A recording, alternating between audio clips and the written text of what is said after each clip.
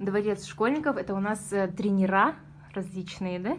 Преподаватели, руководители. Мы вот поиграли в настольную игру «Казахское ханство», нашу гордость. Я бы хотела вот пару слов впечатлений. Вот первый хан Дворца школьников. Ну, как сегодняшний вот игрок этой игры, я могу сказать, игра очень понравилась. Она развивает какие-то способности у детей, дает какие-то возможности детям реализовать себя. После этой игры, как у участника, у меня появилось какое-то чувство, ну, приятно оно все-таки, скажем так, развивает ментальные, логические способности, да, мыслить. Далее, что я могу сказать, это, ну, только плюсы этой игры. Могу только положительно отозваться об этой игре, и все. Спасибо.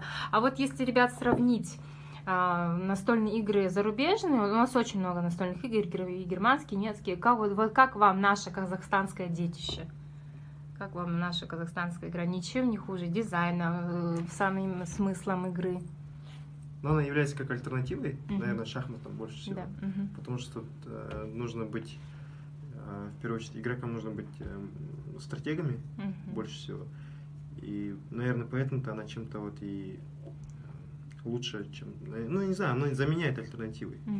Жаңа айтып өттік қой, логикалық жағынан балалардың әртүрлі ойлау қабілетіне жақсы әсер етеді деп. Қазақ хандығы ойыны жаңа Ержан айтып кеткеннен бөлек, ең бірінші бұл үлкен мақтаныш. Қазақ елінде қазақтың баласы осындай ойынды ойлап тапқаны. Бұл жерде дизайны, онымен қоса жаңағы мысалы бала қазақтың хандығына, қазақтың тарихына көңіл бөледі.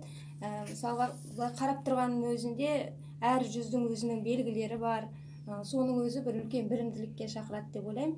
Одан кейін базар деп жатырмыз, жаңа жұт, жаңа той, қазақтың салт дәстүріне, бәріне көңіл бөлінген. Оның үстіне белгілеріне дейін, мысалы қазақ үй бұл қазақтың бойтұмары деп айта аламыз. Соның бәрін жақсы ашып қарастырылған.